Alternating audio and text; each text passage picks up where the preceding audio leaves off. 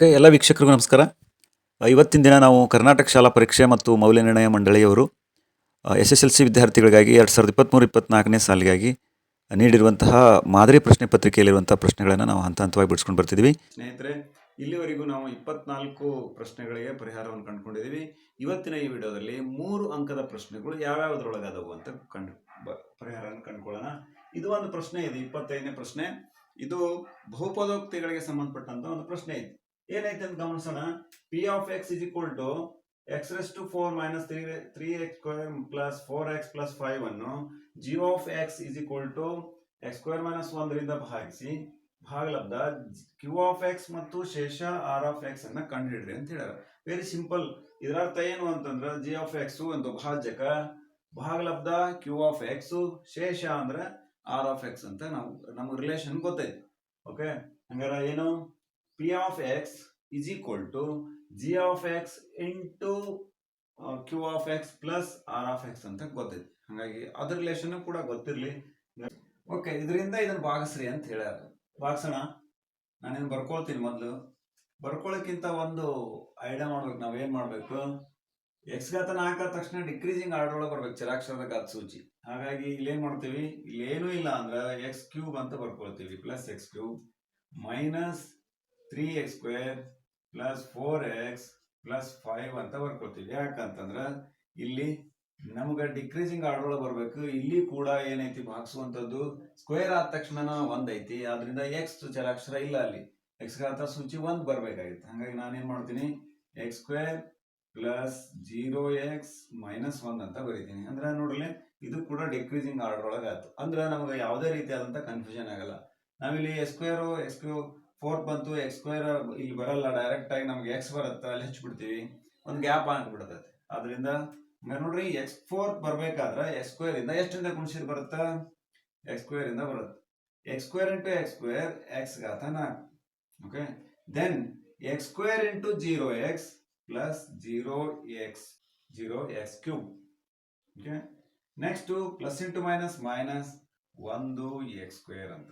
ನೋಡೀಗ ಅದ್ರದ್ದು ಚರಾಕ್ಷರದ ಘಾತ ಸೂಚಿಗಳು ಕೂಡ ಸಮನಾಗಿರುವಂತ ಚರಾಕ್ಷರಗಳ ಮಾತ್ರ ನಾವು ಸಜಾತಿಯನ್ನ ಕಳೆಯಲಿಕ್ಕೆ ಬರ್ತದ. ಇಲ್ಲಿ ಸಜಾತಿ ಅಂತ ಗಮನಿಸಬೇಕಾಗಿತ್ತು ಅಂದ್ರೆ ಘಾತ ಸೂಚಿನೂ ಕೂಡ ಒಂದು ಫ್ಯಾಕ್ಟರ್ ಆಗಿರ್ತದೆ. ಆದ್ರಿಂದ ಇಲ್ಲಿ ಸಜಾತಿಗಳನ್ನ ಮಾತ್ರ ಒಂದರೊಳಗೆ ಕೂಡಿಸ್ಲಿಕ್ಕೆ ಕಳೆಯಲಿಕ್ಕೆ ಬರ್ತದೆ.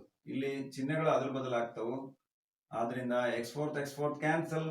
ಇಲ್ಲಿ ಕೂಡ ನಾವು ಈ ನೆಕ್ಸ್ಟ್ ಸ್ಟೇಜ್ಗೆ ಹಚ್ಕೊಳ್ಳೋಣ. ಏನಂತ, 0x ಕ್ಯೂಬ್ ಹಚ್ಕೊಳ್ಳೋಣ. ಇದು ಏನಾದ್ರು ಕೂಡ ನೆಕ್ಸ್ಟ್ ಇಲ್ಲಿ ನೋಡ್ರಿ, minus 3x square 3x square ಅಂದ್ರೆ ಮೈನಸ್ 2x ಸ್ಕ್ವೇರ್. ಇದನ್ನ ಇಳಿಸ್ಕೊಳ್ತಾ ಇದೀವಿ ಪ್ಲಸ್ 4x ಅಂತ. ಈಗ ನೆಕ್ಸ್ಟ್ x ನ ಚರಾಕ್ಷರ ಇಲ್ಲ, ಆದ್ರಿಂದ ಇಲ್ಲಿಯೂ ಕೂಡ ಏನ್ ಮಾಡ್ತೀವಿ, 0x ನಿಂದ ಎಷ್ಟರಿಂದ ಗುಣಿಸಿದ್ರ ಇಲ್ಲಿ ಬರ್ತೈತಿ, ಇದು x.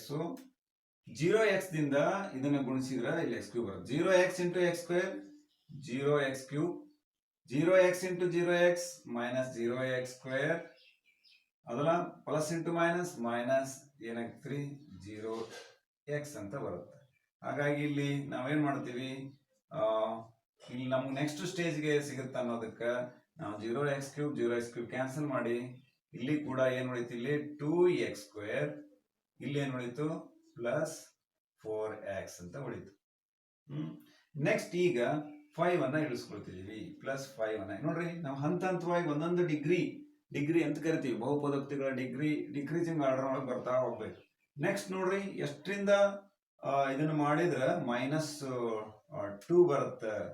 ಮೈನಸ್ 2x ಸ್ಕ್ವೇರ್ ಬರಬೇಕು. ಯಾವ್ದ್ರಿಂದ ನಾವು ಗುಣಿಸಿದ್ರೆ ಅದು ಬರುತ್ತೆ ಅಂದ್ರೆ ಮೈನಸ್ 2 ರಿಂದ ಗುಣಿಸಿದ್ರೆ ಮೈನಸ್ 2x ಸ್ಕ್ವೇರ್ ಬರುತ್ತೆ. Minus into plus minus 2x square.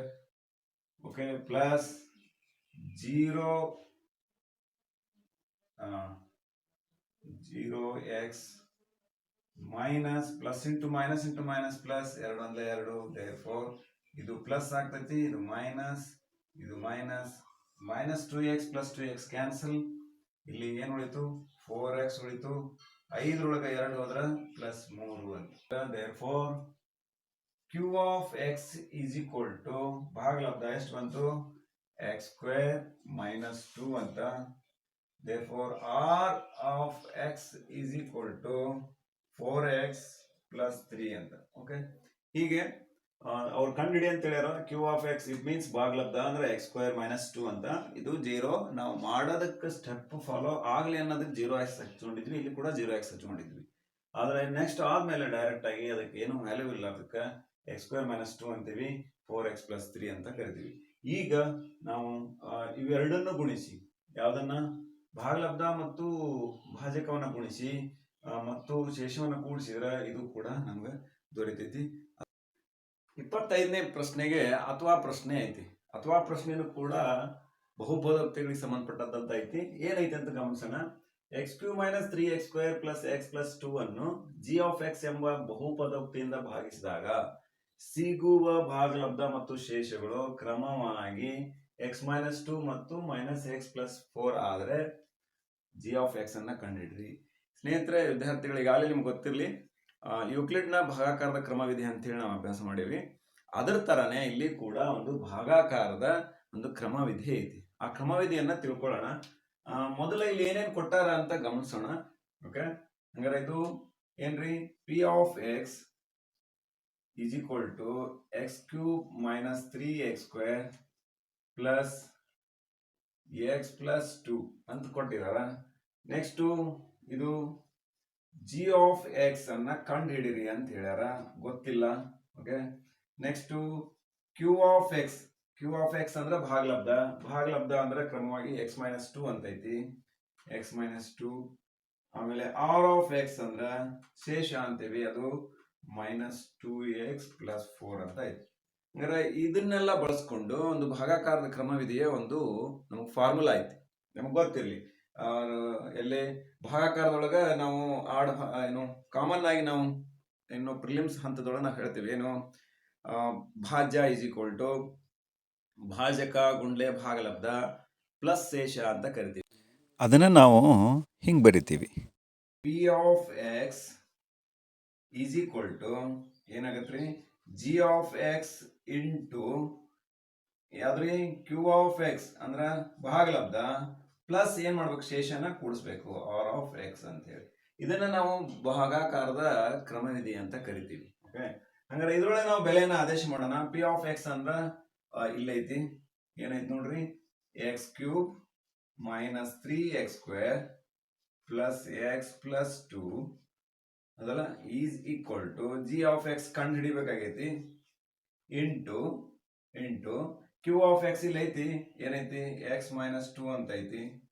Okay, plus r of x ಇಲ್ಲಿ ಐತಿ, ಏನೈತಿ ಹೇಳ್ರಿ, ಮೈನಸ್ 2 ಪ್ಲಸ್ 4 ಅಂತ ಐತಿ. ಓಕೆ, ಪ್ಲಸ್ ಮೈನಸ್ 2 ಪ್ಲಸ್ 4 ಅಂತ ಐತಿ. ಹಂಗಾರೆ ಈಗ ನೋಡ್ರಿ, ಜಿ ಆಫ್ ಎಕ್ಸ್ ಒಂದ್ ಕಡೆ ಇಟ್ಕೊಂಡ ಇದನ್ನೆಲ್ಲ ಈ ಕಡೆ ತಗೊಂಡ್ ಬರೋಣ. ಏನಾಗುತ್ತೆ ಹೇಳ್ರಿ, X cube minus 3x plus x plus 2, ಈ ಮೈನಸ್ 2 ಈ ಕಡೆ ಬಂದ್ರೆ ಪ್ಲಸ್ 2 ಆಗುತ್ತೆ, 2x ಐತಿ ಇಲ್ಲಿ, minus 2x plus 2x minus 4. Okay, ಇದು ಈ ಕಡೆ ಬಂದ್ರೆ ಡಿವೈಡೆಡ್ ಬೈ ಆಗ್ತದೆ, hole divided by X minus 2 ಅಂತ. ಸಿಂಪಲ್ ಆಗಿ ಒಂದು ಇಕ್ವೇಶನ್ ಅದಾವ. ಇದನ್ನ ನಾವು ಸಂಕ್ಷಿಪ್ತಗೊಳಿಸೋಣ. ಏನೈತಿ ನೋಡ್ರಿ, ನಾನಿಲ್ಲಿ ಈ ಕಡೆ ಬರೆದು ಬಿಡ್ತೀನಿ. G of x is equal to x cube ಅನ್ನೋದು ಯಾವುದು ಇಲ್ಲ, x cube. Okay, next degree x square ಕೂಡ ಇಲ್ಲ, 3x ಸ್ಕ್ವೇರ್ ಐತಿ ಇಲ್ಲಿ. 3x ಸ್ಕ್ವೇರ್ ಕೂಡ ಒಂದೇ ಇದೆ, ಮೈನಸ್ 3x ಸ್ಕ್ವೇರ್. ನೋಡ್ರಿ, ಎಕ್ಸ್ 2x ಪ್ಲಸ್ ಒಂದು x 3x plus 3x plus 2 minus 4 minus 2 whole divided by ಏನಂತ್ರಿ, ಎಕ್ಸ್ ಮೈನಸ್ 2. ಇದರಿಂದ ನಾವು ಇದನ್ನ ಏನಾದ್ರೂ ಭಾಗಿಸಿದ್ವಿ ಅಂದ್ರೆ ನಮಗೆ ಜಿ ಆಫ್ ಎಕ್ಸ್ ಸಿಗುತ್ತೆ. ಓಕೆ, ಅಂದ್ರೆ ಭಾಗಲಬ್ಧ ನಮಗೆ ಸಿಗುತ್ತೆ. ನೋಡೋಣ, ಈಗ ನಾನು ಇದನ್ನ ಸಾಂಪ್ರದಾಯಿಕವಾಗಿ ಭಾಗಿಸಕ್ ಹೋಗ್ತೀನಿ. X minus 2, okay, X cube minus 3x square plus 3x minus 2 ಅಂತ.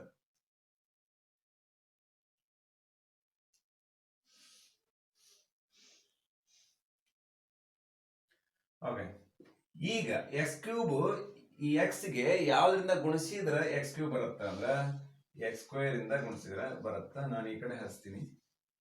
ಎಕ್ಸ್ ಸ್ಕ್ವೇರ್ದಿಂದ ಎಕ್ಸ್ ಅನ್ನ ಗುಣಿಸಿದಾಗ ಎಕ್ಸ್ ಕ್ಯೂಬ್ ಬರುತ್ತೆ. ಅಂದ್ರೆ ಅದನ್ನ ಭಾಗಿಸೋದಂದ್ರೆ ಇಟ್ ಮೀನ್ಸ್ ಇಂಡೈರೆಕ್ಟ್ಲಿ ಭಾಗಲಬ್ಧದಿಂದ ಭಾಜಕವನ್ನ ಗುಣಿಸಿದ್ರೆ ನಮಗೆ ಭಾಜ್ಯ ಸಿಗುತ್ತ ಅನ್ನುವಂಥದ್ದು. ಓಕೆ, ಹಾಗಾಗಿ x square into x cube, okay, minus into plus minus 2 into x square 2x square divided. ಇದು ಚಿಹ್ನೆಗಳನ್ನ ಅದಲ್ ಬದಲ್ ಮಾಡಿ ಕಳೆದಾಗ x cube cancel, minus 3x square plus 2x square minus x square. ನಾವೇನ್ ಇಳಿಸ್ಕೋಬೇಕು? ಪ್ಲಸ್ 3x ಅನ್ನ ಇಳಿಸ್ಕೊಡ್ರಿ.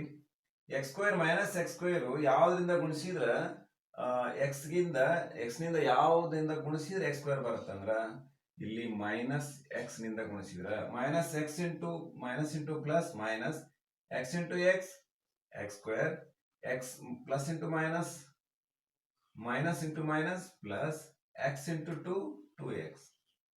ಮತ್ತೆ ಚಿಹ್ನೆಯನ್ನು ಅದಲ್ ಬದಲು ಮಾಡಿ ಕಳಿಬೇಕು.